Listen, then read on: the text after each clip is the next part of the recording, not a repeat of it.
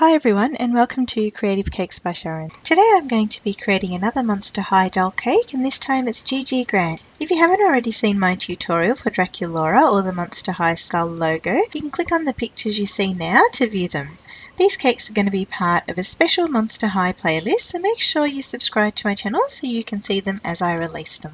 So the materials I have here today are my template, as well as another picture of Gigi Grant to guide me along when I'm doing her ponytail.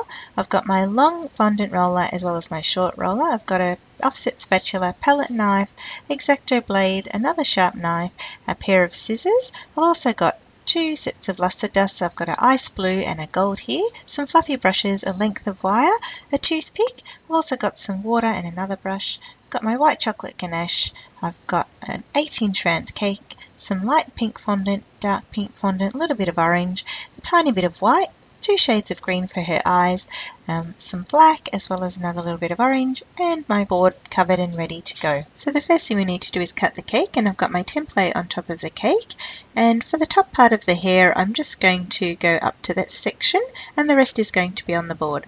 So with my nice and vertical, I'm going to cut around the template and remove all of the excess cake. I've now cut around the top of her hairline, and I'm going to remove the bottom section of the template because I want to create a raised effect for her hair.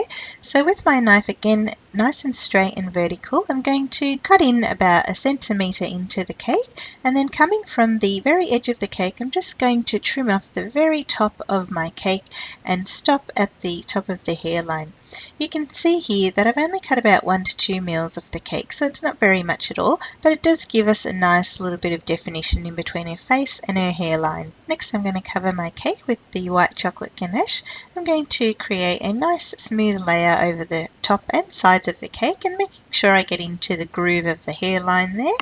And once it's all covered, I'm going to put it in the fridge for about 15 minutes to set. To create an even smoother surface on the ganache, I've got some boiling hot water here, a paper towel and my offset spatula, and I've heated up the spatula in the water and just wiping off the excess. I'm going to rub the spatula over the top of the white chocolate ganache to smooth out any of the bumps. So now I'm going to create a few raised components such as the nose, the ears, the cheeks and the eyebrows.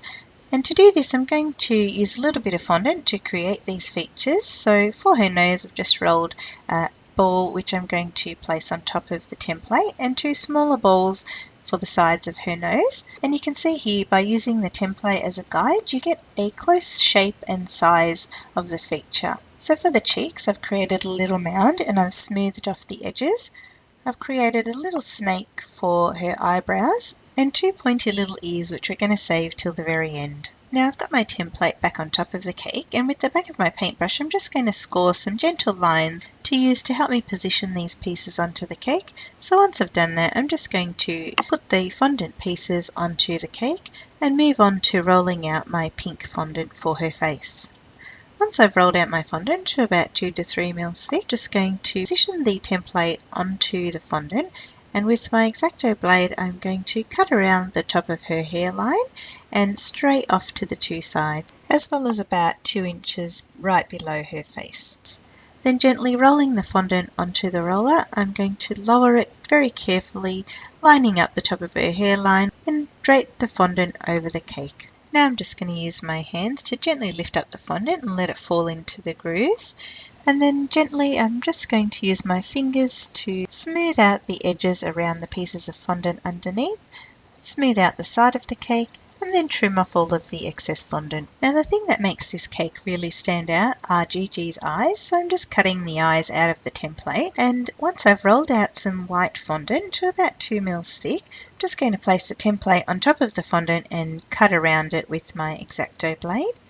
And then I'm going to use my face template on top of the cake as a guide on where to position the whites of the eyes. So using a little bit of water onto the cake, I'm going to adhere the white sections to the cake. Now I've cut down the templates of the eyes, and before I put away my white fondant I'm just going to roll out 2 little balls and cut out 2 long triangles which we're going to put on top of the eyes in a moment. So here I've got the first shade of green which I'm going to cut the larger section of her eye out and stick that onto the cake, and then again trim down the template and cut out the lighter green section of her eye and also stick that onto the cake.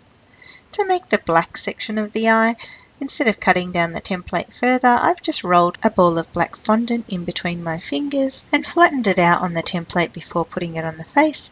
And then finally I've popped on the white highlights of her eyes. Now to make the eyelashes, I've got another copy of my template which I'm cutting up around the eye and right down to the very tip of each eyelash. So I've got a bit of extra paper there, but what I'm going to do is cut around the very edge of this template, and you can see once I remove the template we're left with some nice broad pieces of fondant in the shape of the eyelash and ready to cut out some long eyelashes. So now with my X-Acto blade I'm just going to make some cuts into the fondant and remove the sections in between each eyelash to create her beautiful long curly eyelashes. Once this is done, I'm just going to rub some of my water on the top and bottom of her eyes and then carefully position the eyelashes in place. When I'm doing this, I'm careful to support each eyelash with either my finger or the back of my paintbrush, and then I'm just going to gently curl each eyelash and repeat the same process for the other eye. To add a last little bit of definition to her eye, I'm just going to use my black edible marker to go around the outer green sections of her eyes. Now one of the fun parts of the cake is of course adding the eyeshadow for Gigi, and with the ice blue luster dust I've got here and my fluffy brush I'm just going to start building up the shade of blue. So I'm going to work from the very outer edge of her eye and taper it down into the inner corner of her eye, and of course repeat the process for her other eye as well. Now with the gold luster dust I'm just going to fill in the region from the blue section of eyeshadow right to the top of her brow line.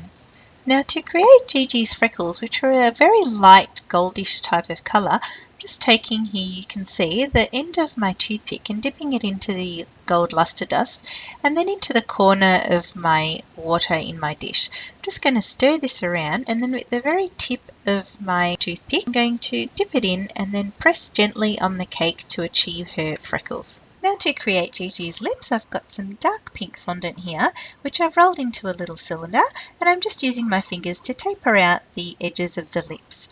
And I'm just going to use the template again, of course, as a guide to get the correct size. For the top lip, I've got a little ball, which I'm then going to use my little finger to roll an indentation into the center, and again taper out the sides of her lips. Once I've got the correct shape and size and I'm happy with it, I'm just going to wet the cake with a little bit of water and stick the lips onto the face. Now moving on to Gigi's eyebrows, I've got some orange fondant here which I've rolled into a long sausage and tapered on both ends. Again, I'm using the template to achieve the correct shape. I'm just going to flatten it a little bit. Once I've got both my eyebrows, I'm going to dust them nicely with the gold luster dust because her eyebrows aren't orange or brown, they're a nice gold shade. Once I've done this, I'm going to stick them on top of the ridge of the cake. Moving on to her hair now, I've rolled out my dark pink fondant and I'm going to use the top part of the template to cut around with my X-Acto blade along the hairline, and then I'm going to gently pick up the fondant and lower it onto the cake, lining up the hairline with the top of her face. I'm just going to make sure that the sides of the fondant is smooth and trim off the excess. With the pointy end of my toothpick, I'm going to lightly drag it across the fondant to create the hairlines for Gigi. At this point, I'm just going to transfer my cake onto the cake board. With a little bit of water on my paintbrush, I'm going to wet the sides of her head and attach her ears. To create her hair, I've rolled out a long sausage of the pink fondant and I'm going to roll it into a series of balls. I'm going to make 3 of them for the main part of her ponytail and a little cone for the last section. I'm just going to position them carefully here for the moment until I get the right shape of the ponytail. Once I've done that, I'm going to remove these so that I can attach the orange streak to her hair. So to do this, I've just rolled out a piece of orange fondant, cut it into a bit of a rectangle, and I'm just going to gently attach it to one side of the ponytail and then smooth the fondant so it's a nice seamless join. We only need to do this for 3 bottom sections of the ponytail as the top little bun part doesn't have any orange on it. And then using some wire to attach one ball to the other and resting it on the board, we're creating her ponytail. You can position it in any shape you like. And finally, to create her elastics, I've just cut out 4 little snakes and attached them in between each joint of the ponytail. And here she is, Gigi Grant. Guys, if you enjoyed my tutorial, don't forget to give it a like and share it with your friends. Gigi is part of my Monster High playlist, so leave me a comment below of which Monster High doll you'd like me to create next. Don't forget to subscribe to my channel for more creative cake tutorials, and as always, thanks for watching.